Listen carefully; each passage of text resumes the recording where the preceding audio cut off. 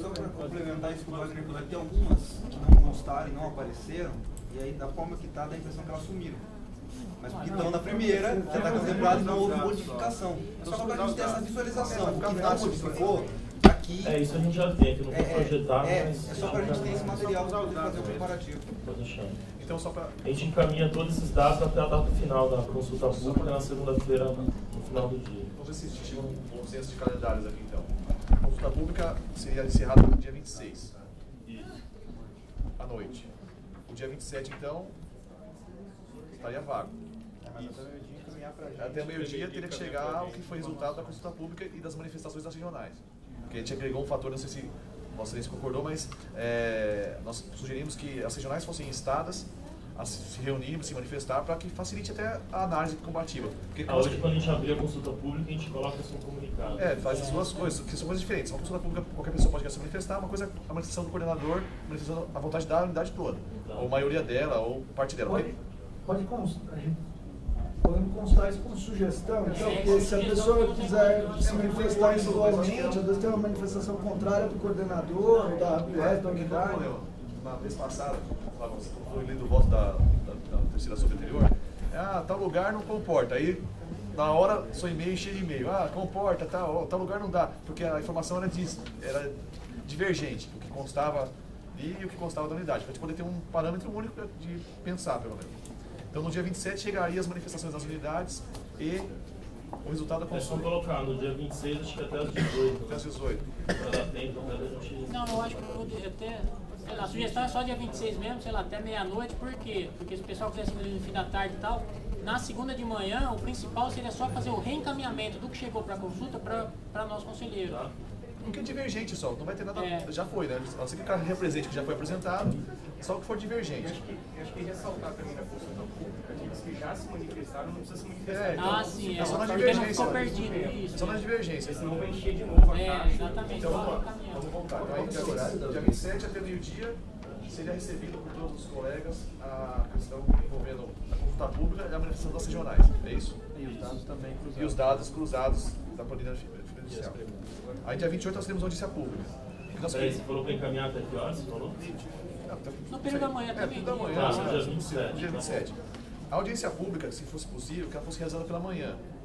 Porque para que a gente possa ter a tarde para poder, pelo menos, olhar os dados que foram mandados, senão não vai ter tempo de fazer. Se voltar a audiência pública à tarde, a gente perde o dia todo, do dia 28, e não consegue realizar nada. A minha proposta seria uma audiência pública à noite, porque permitiria os colegas comparecerem e a sociedade civil também. Eu concordo com o Rafael. Eu acho que no final da tarde, talvez seja melhor, Luiz. Então, vou mudar o dia dela, então, porque você imagina assim, a audiência pública acontece dia 28. Aí, essas informações de dia 29 vão estar onde? Tipo, se é dia 28 da noite tem uma audiência pública e que se propõe uma série de coisas. Dia 29...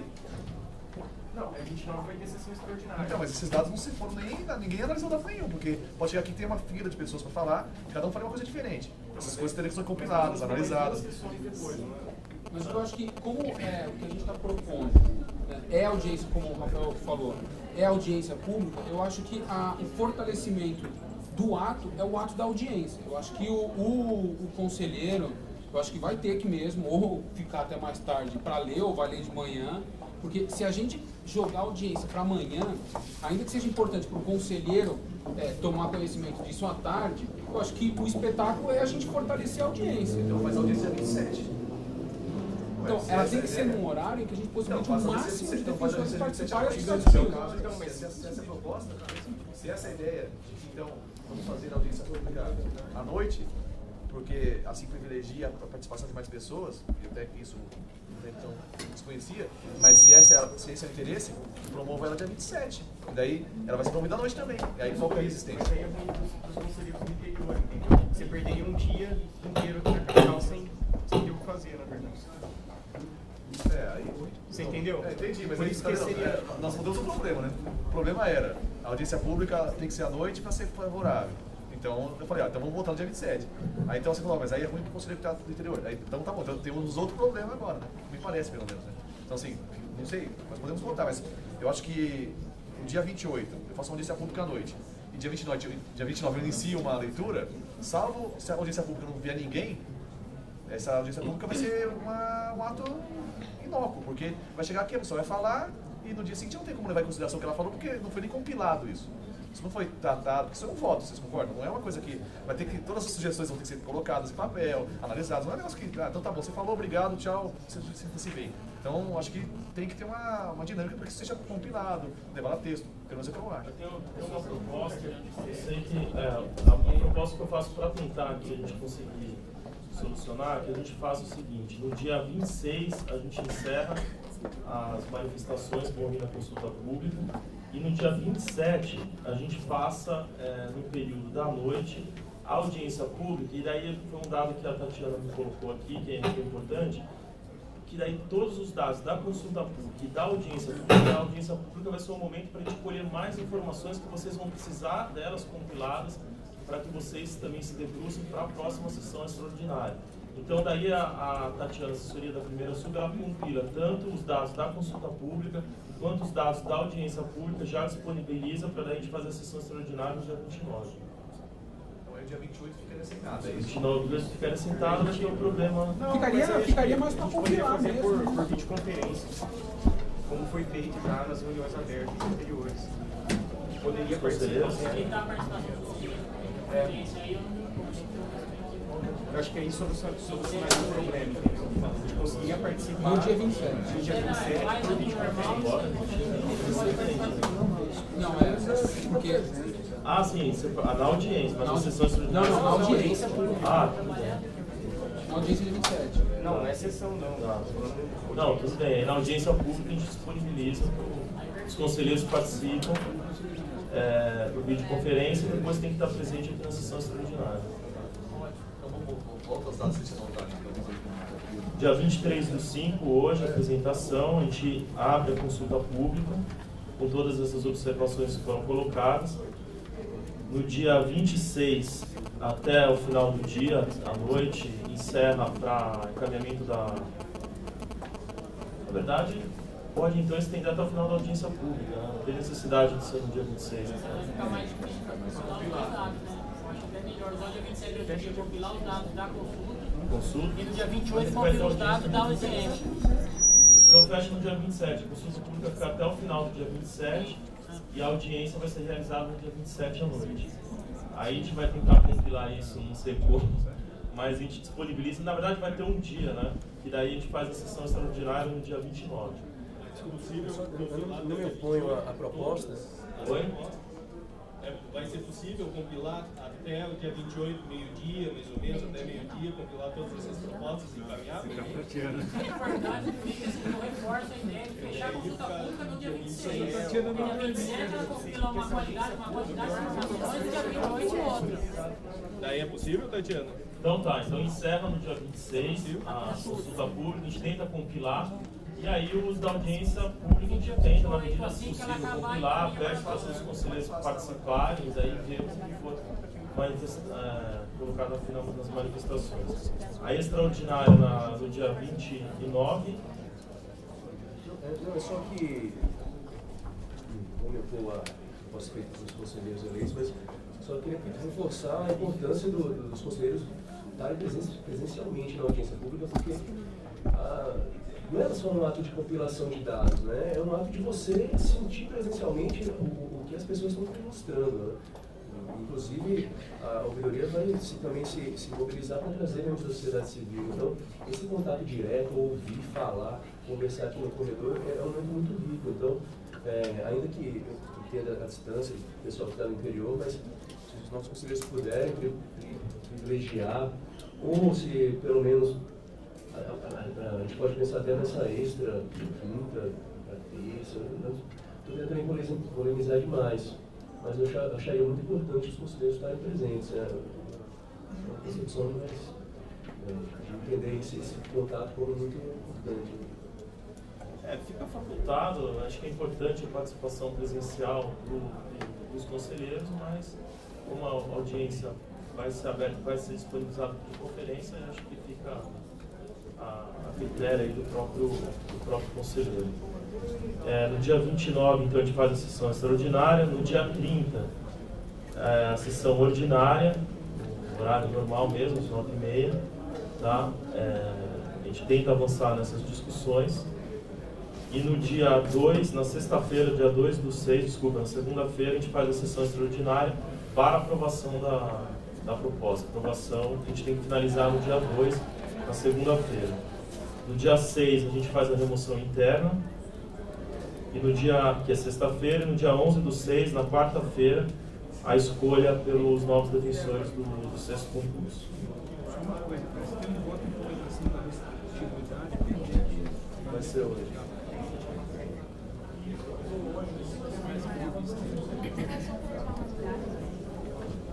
Oi?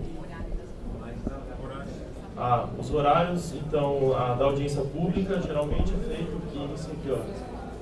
5 horas, a gente inicia então às 5 horas. E a sessão extraordinária, acho que é o mesmo horário da ordinária, 9h30 da manhã. A audiência pública vai. A gestão é nova, o conselho é novo, início às 5 horas, vamos tentar implantar aí a pontualidade britânica aí pra gente começar no horário aí. Marca assim, começa assim. Entendeu? Vamos tentar, porque aí facilita para quem quiser se inscrever, para que já que não se institucionaliza o atraso nas nossas reuniões. Então melhor marcar 18 horas pontual. Se marcar 17 horas. Se vamos marcar um horário, a gente se compromete de começar nesse horário. Acho que só é uma sugestão. Né, não, pedi para os conselheiros também que hoje atrasou por conta não, eu também atrasei. De atraso de outros conselheiros. Tem greve, eu atrasei, não sei disso, não é isso não. Mas me comprometo a começar pontualmente. 18 horas, fica às 18 horas, audiência às 18 horas. Eu sei que estou no horário. Estamos de acordo? Então fica definido esse calendário, a gente, assim que terminar a sessão, a gente já vai disparar esse comunicado a toda a carreira. Obrigado. Presidente, só para o quadro geral atual, seria possível você caminhar com mais celeridade? Como ficou hoje? Se fosse hoje a situação, qual seria? Sim. Senão a gente está... Nós estamos nos matando aqui para falar como é que ficou, como é que não ficou, soma daqui, soma dali, vai ficar mais fácil para a gente poder... e-mail e tal. Tá, pode deixar. A gente tem até, né? O que tiver já pronto, já chega... Tá onde? Eu vou entrar nos demais processos. Queria chamar primeiro exceção à pauta, o 204 de 2014. Não sei se foi...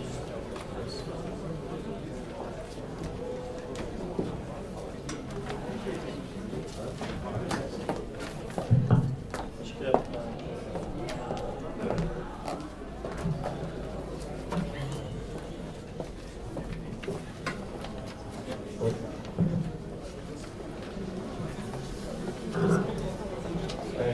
Processo CSDT 204 de 2014, interessada Letícia de Matos Brito Salles. Assunto: requerimento de, uma vez empossada, ter lotação por união de comércio. Excelentíssimo senhor presidente do Conselho Superior, excelentíssimos senhores conselheiros e conselheiras. Versam os autos sobre o pedido formulado pela defensora pública Letícia de Matos Brito Salles, visando o reconhecimento do direito de ter, entre aspas, lotação no município de residência do cônjuge, município de São Paulo, nos termos do artigo 112 da Lei Complementar 988 de 2006, uma vez que alega que seu companheiro é servidor público do Estado de São Paulo, procurador de Estado.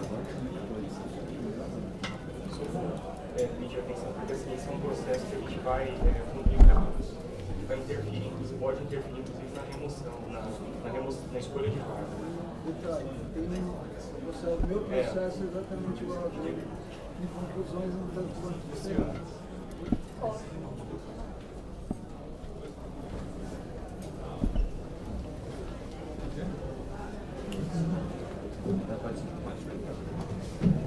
Então vou começar.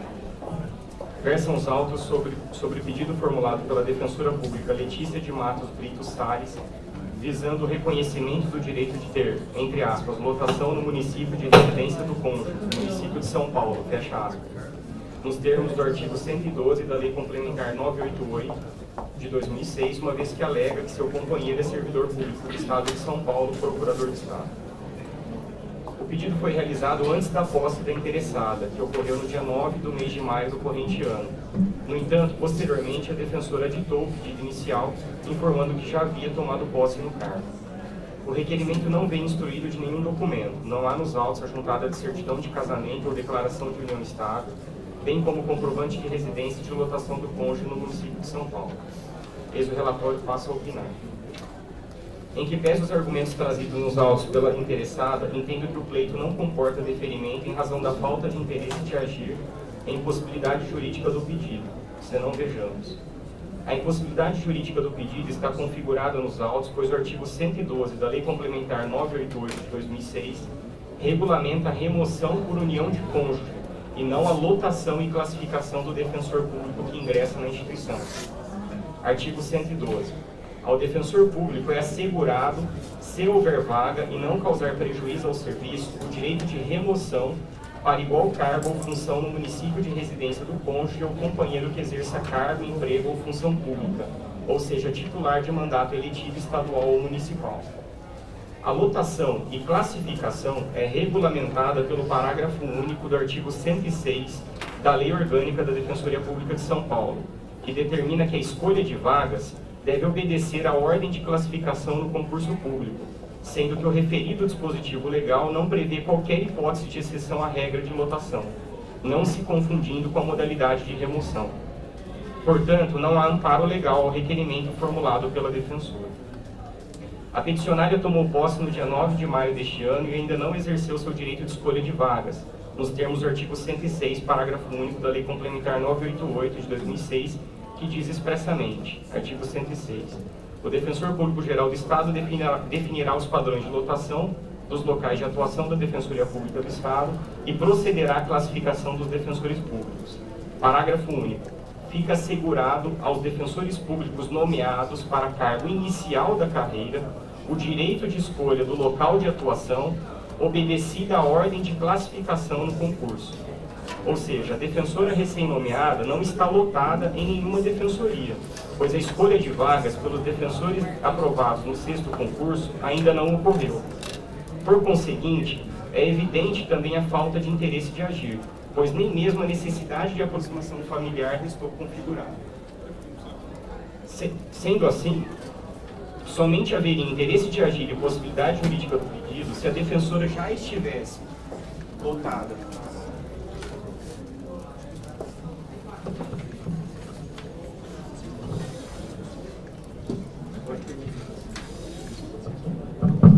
Sendo assim, somente haveria interesse de agir e possibilidade jurídica do pedido se a defensora já estivesse lotada em município diverso do seu cônjuge e estivesse participando do concurso de remoção, o que não ocorre no presente caso.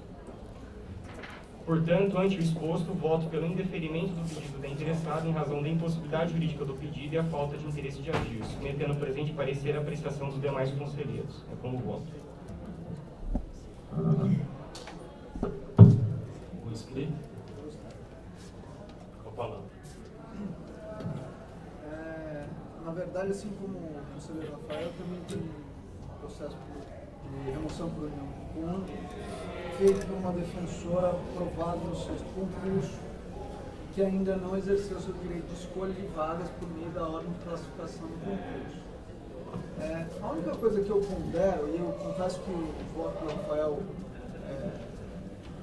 me fez refletir, mas o que eu construí no meu voto, e que aí eu estou querendo abrir para discussão, é o seguinte: ela já tomou posse na defensoria e não poderia escolher a vaga dela no primeiro momento para provimento originário por meio da remoção por união de cônjuge. Então, esse provimento originário seria efetivado por meio da ordem de classificação do concurso, conforme o artigo 106 da nossa lei. Porém, posteriormente a isso, se ela não tivesse lotada em uma unidade próxima à do cônjuge, ela poderia exercer o direito de remoção por união de cônjuge.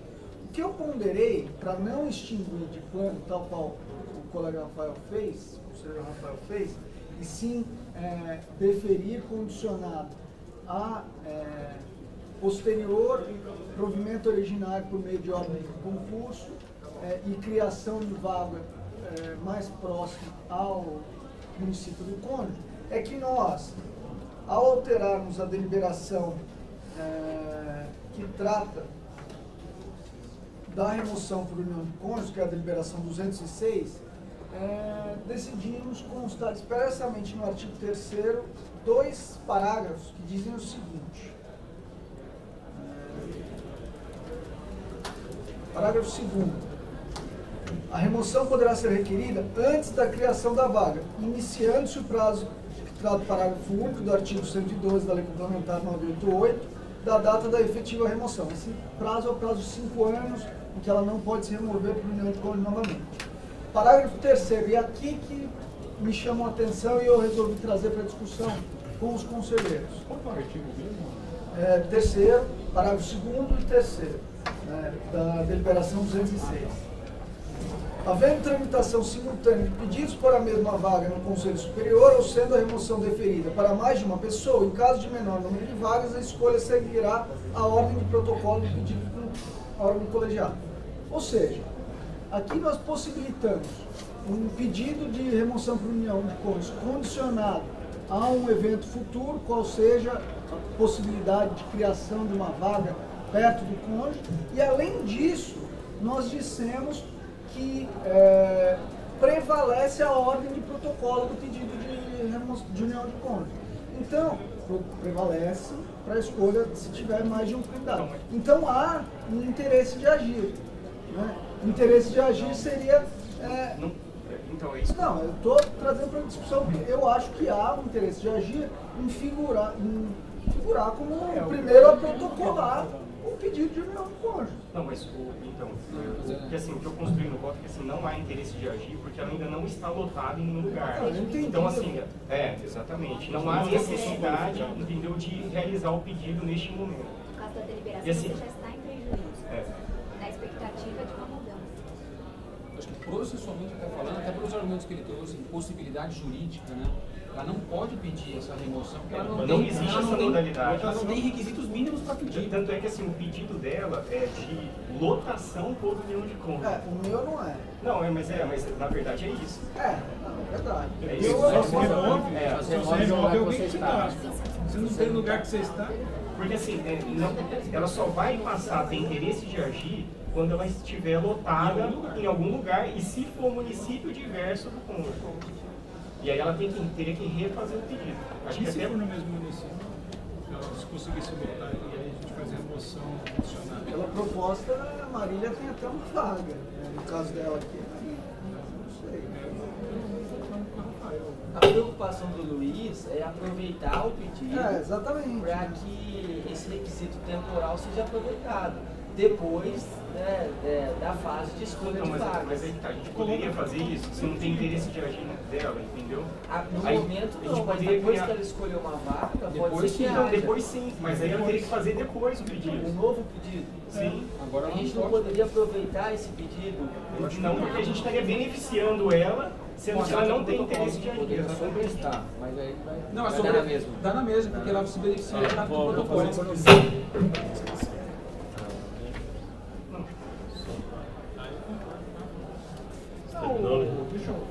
Assim.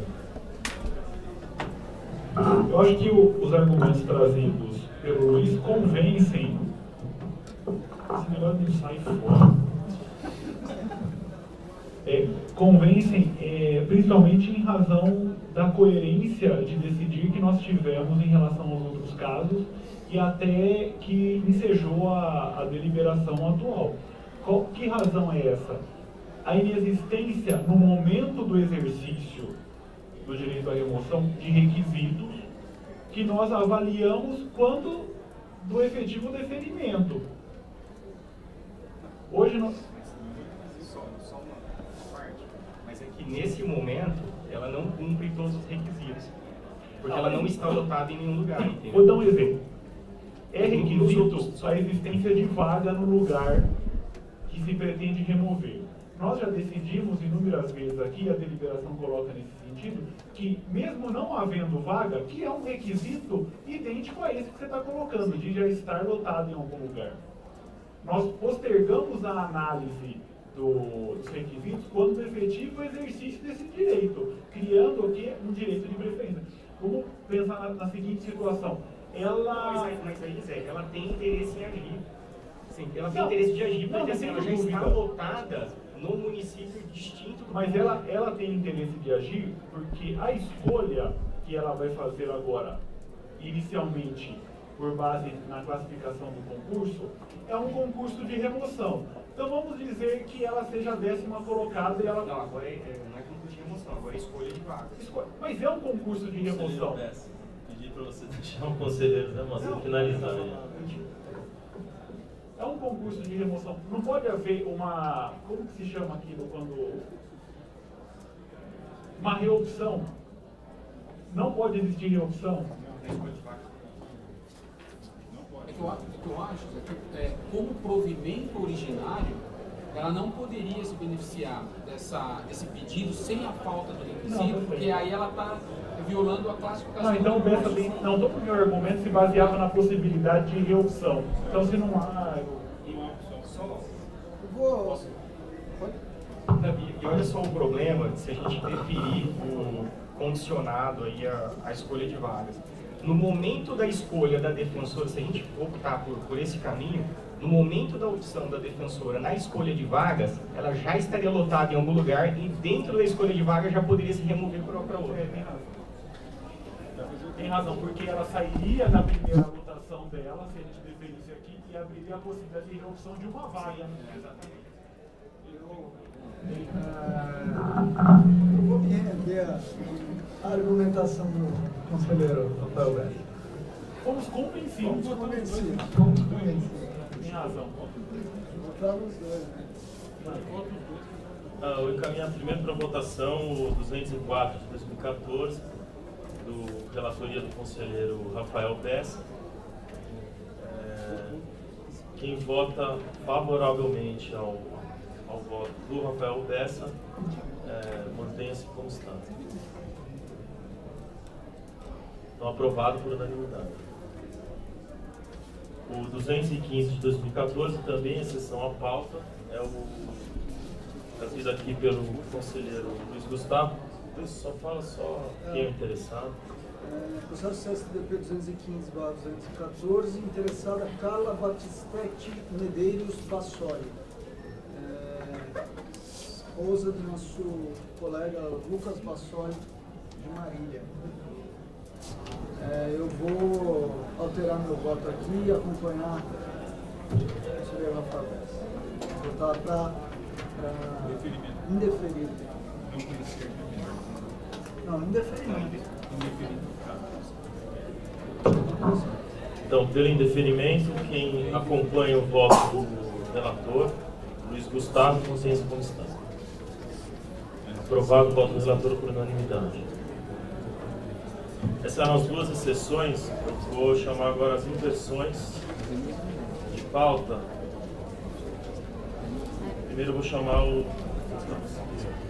361 de 2013, interessado segundo e terceiro subdefensorias públicas gerais, assunto proposta de abertura de concurso estadual de estagiário de direito para o exercício 2014, relator conselheiro Luciano Casé.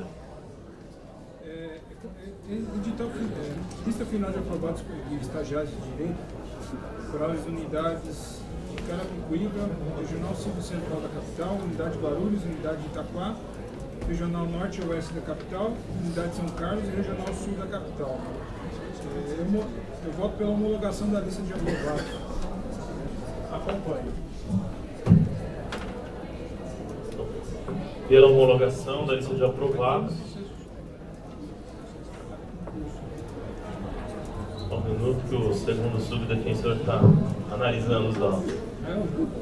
Tá? Então, pela homologação, quem acompanha a homologação e acompanhando o relator, mantenha-se como está. Aprovado por unanimidade.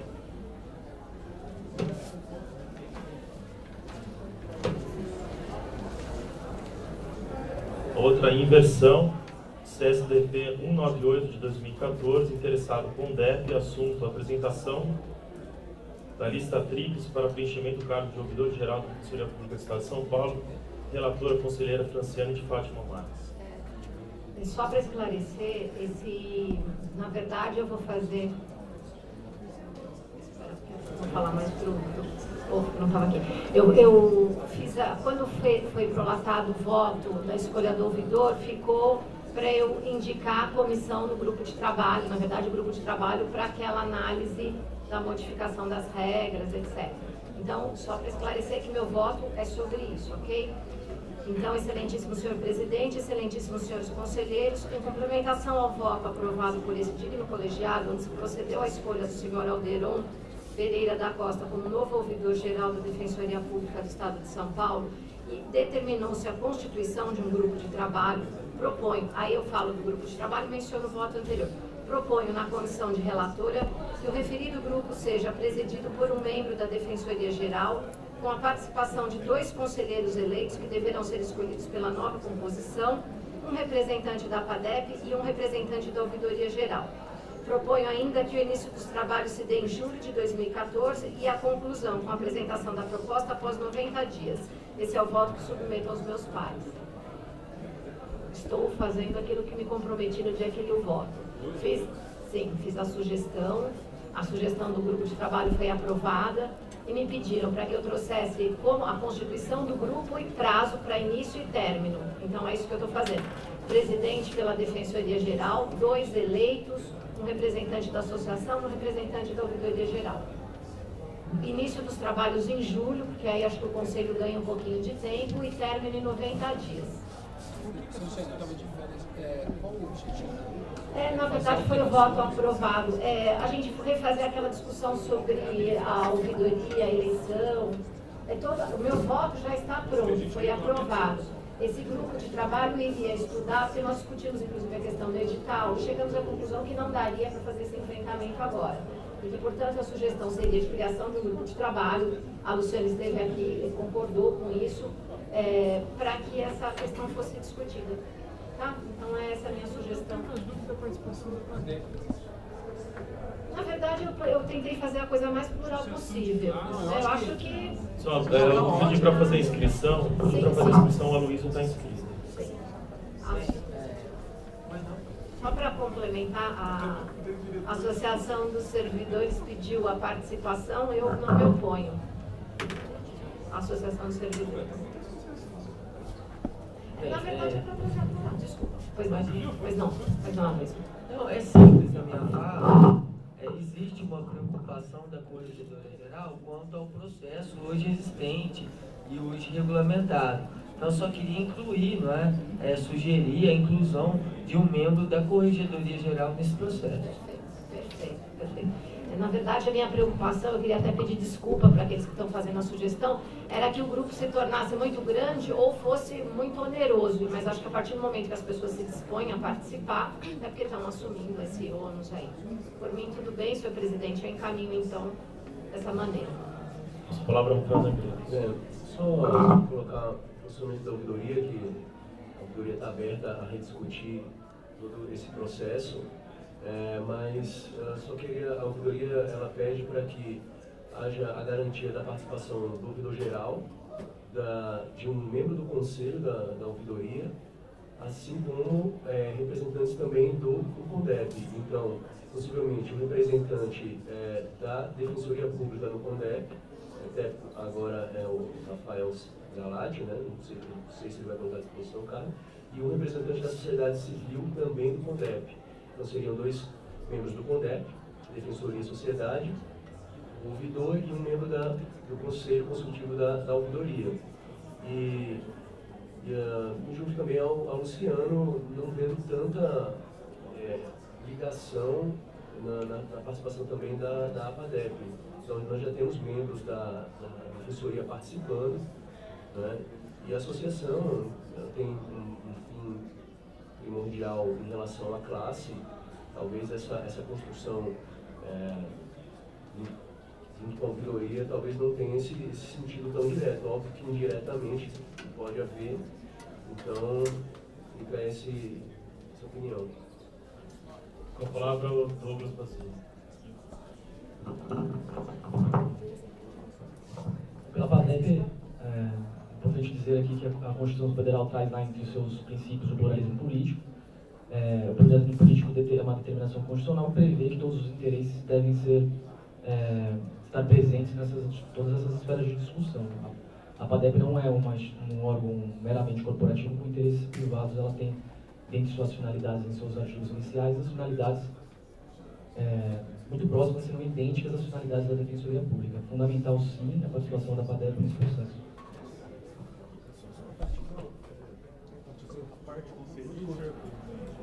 Parte para ele? Já ele está partindo, né? Pode falar.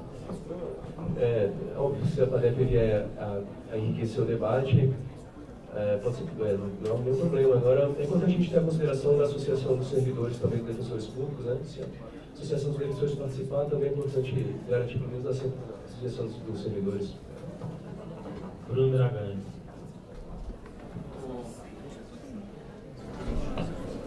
Só queria dizer que, óbvio, Rafael, que a associação sempre vai engrandecer o debate, né?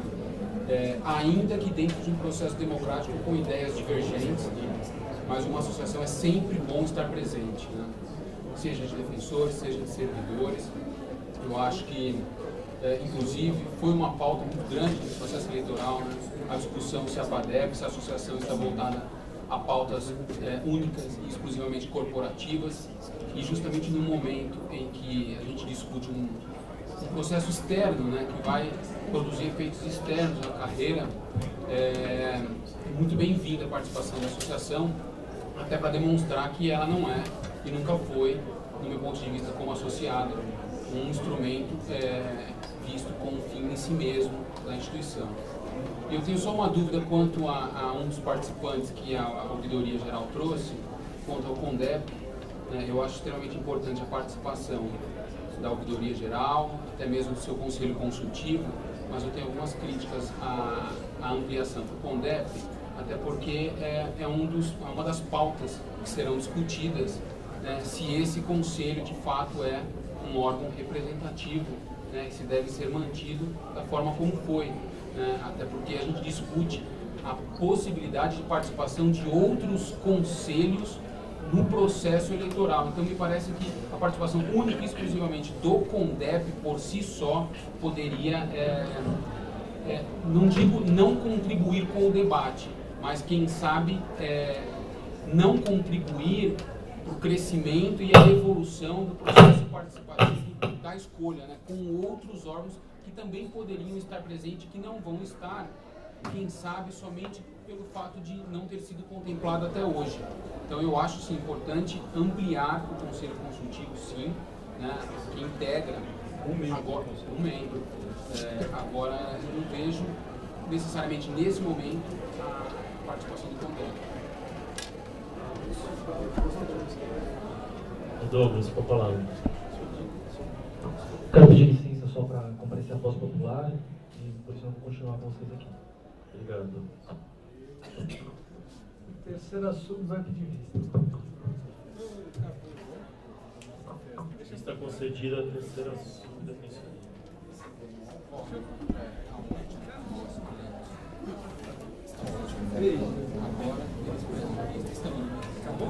Não, tem mais uma inversão.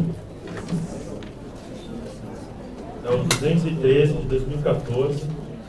Interessado Fausto Dalmasco Ferreira. Assunto de impugnação à lista de intimidade para fins de remoção. Relatora, conselheira Márcia Garuti. Aqui o pedido de vista da conselheira Fabiana Zafar.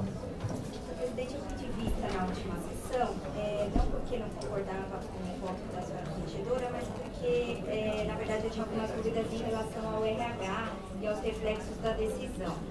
É um colega que pede o cômputo de trabalho como seletista autárquico para todos os fins e até então ele só tinha para efeito de aposentadoria. Eu concordo. Vou pedir só o retorno dos conselheiros que a gente está sem quórum nesse momento. Mas depois eles vão ter que voltar. Agora. Tem? Pode. Então, realmente, ele é um seletista autárquico, foi um seletista autárquico por um tempo, considerado servidor para todos os fins. Que eu fiquei Então, o RH havia, quando a Luiz leu o voto, discordado do cômputo para todos os fins. E por isso eu pedi vista, porque entendi que o DRH então estava cometendo erros também em relação a outros defensores que podem ter também a mesma situação. Depois a corregedora veio ao final da sessão e disse que o RH consultou a Fazenda Pública e que a Fazenda tinha dado solução positiva, que realmente deveria ser considerado servidor e cômputo para todos os fins.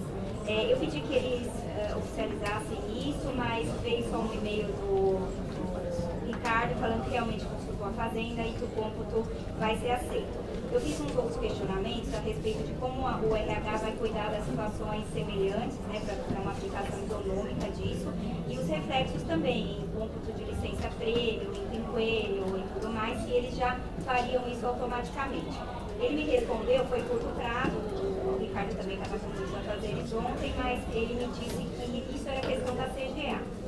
Então, assim, eu continuo com as minhas dúvidas, mas eu não vou travar a pauta, isso tem que ser votado. Eu concordo com a decisão do voto da senhora corregedora, mas eu peço aí um cuidado com o pessoal que está assumindo a CGA e o RH para que veja situações que estão na mesma condição e que tem o seu cômputo aí também errado pela decisão deles do RH. Então você acaba a combinação. Eu devolvo com o voto da Márcia pelo cômputo. Pelo cômputo. Mas você não sabe se houve ações negativas? Então, você chegou a analisar jurisprudência e tal? Não, sim, é pacífico até na Fazenda. A Fazenda, o RH entrou em contato e a Fazenda faz esse cômputo para todos os fins. Porque é um concurso que a pessoa seletista autárquico presta e ela tem os mesmos benefícios, quinquênio, tudo isso. Então, deveria ter sido contado e até hoje não é contado. Então, foi um colega que visualizou isso e fez a impugnação. Mas você não sabe se houve outros casos. Então, pelo que eu sei, aí não é informal, é que há outros casos. Então, eu preciso que o RH se manifeste se vai rever isso automaticamente. A grande, o vínculo seletista autárquico é pacífico. É pacífico.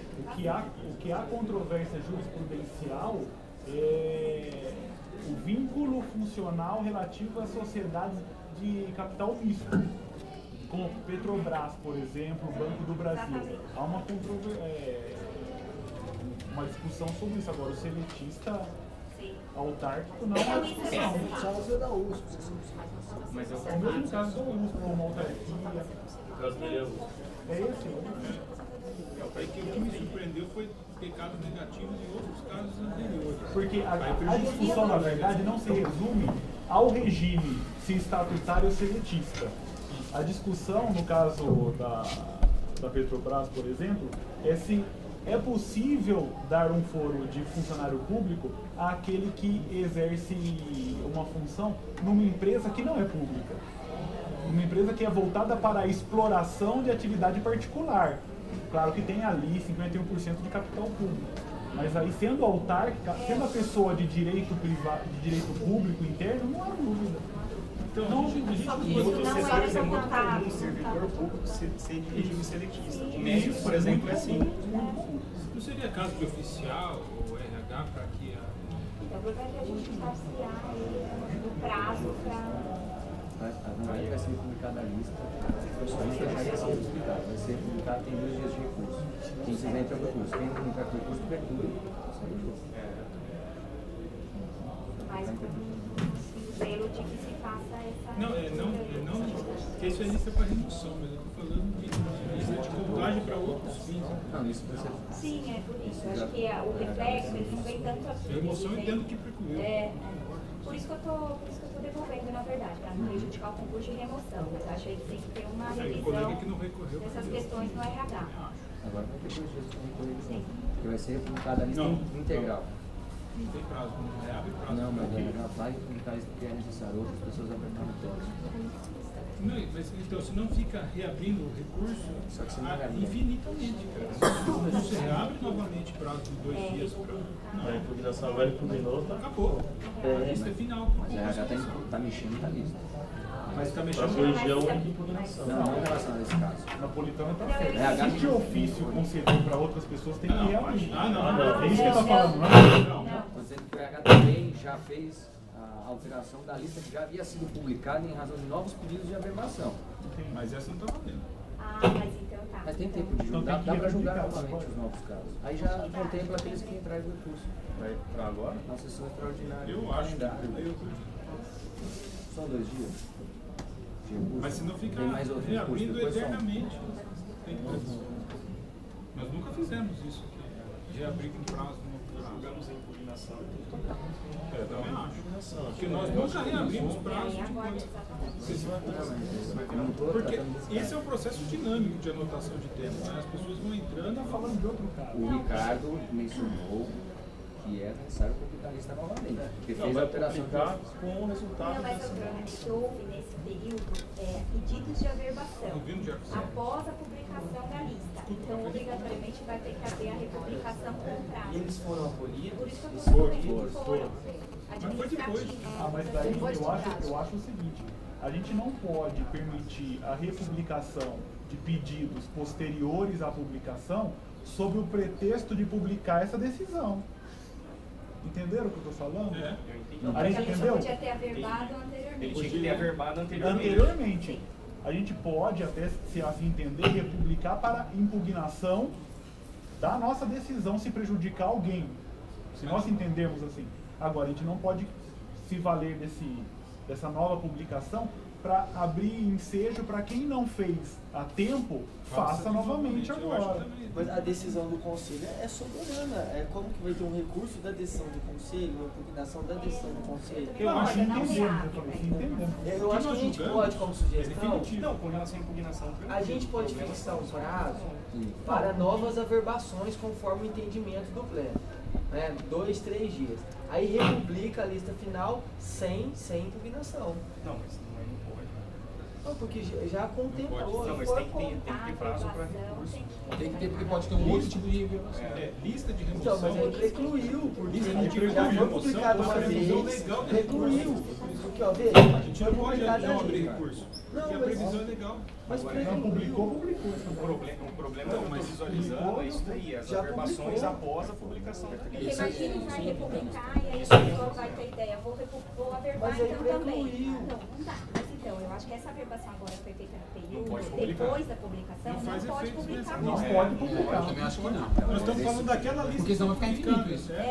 Infinito, porque cada um vai lembrar e eu também tenho. Eu vou entrar então numa certidão tinha que averbar ou antes Só da se publicação republicar ou sem direito à impugnado a lista. impugnação. Mas não pode, porque o direito de impugnação está previsto em lei. Se a gente Na verdade, nós estamos republicando uma lista que está sendo julgada agora. Não é uma nova. Tem que publicar só com o resultado. Não é uma republicação, é a republicação uma do decisão julgamento. nossa. É a republicação com base no A gente julgamento. está publicando uma decisão nossa. a gente Nós estamos republicando a lista para fins de confusão impugnação. porque não, a gente nunca seguiu isso. A lista saiu, é definitiva, quem impugnou, Isso. vota, publicou, acabou. Fechou o mandato com chave de ouro aí, ó. A averbação só para outra. Só para outra. E a pergunta qualquer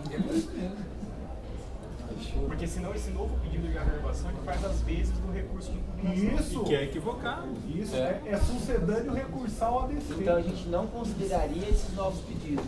Não, só Não é? na próxima lista. É Não, sucedâneo perfeito, recursal. agora perfeito. Não, aí O perfeito. colega Serôdio. fez a tempo para a próxima, nós fez a Não, tempo para essa. Não, eu Recurso concordo. serôdio. Não pode permitir que o recurso serôdio venha travestido de impugnação. Nossa, serôdio, eu não sei o que é isso. Se bem que seria uma palavra simples, Então a né? lista publicada já teria essa única alteração com republicação sem recurso. É isso. Mas sempre foi feito Eu assim. também acho. Eu não entendi porque o Ricardo falou isso. Porque ele sempre soube que era assim. Bom, então, para constar, o voto da Márcia acatando a impugnação do interessado, encaminho para votação. Quem concorda com o voto da relatora, mantém-se como está.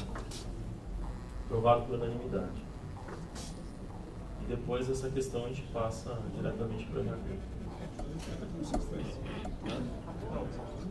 Não pode republicar com os pedidos de revelação.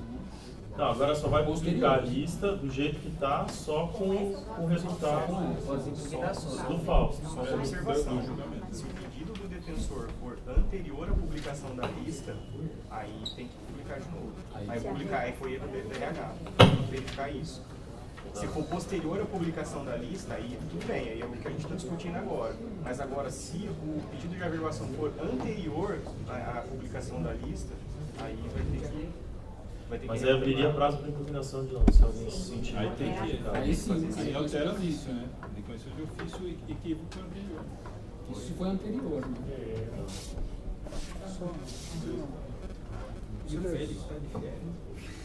O processo SDP 117/14, ele estava lá na terceira sub. Na verdade, ele foi um pedido do defensor Danilo Cazu Machado, Miyazaki, lá de Ribeirão Preto, numa daquelas sessões em que tivemos posse de apenas uma defensora, e ele fez um pedido para que a vaga que estava pendente de preenchimento em Ribeirão Preto fosse posta imediatamente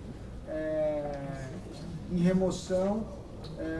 E aí então a conselheira Juliana Salles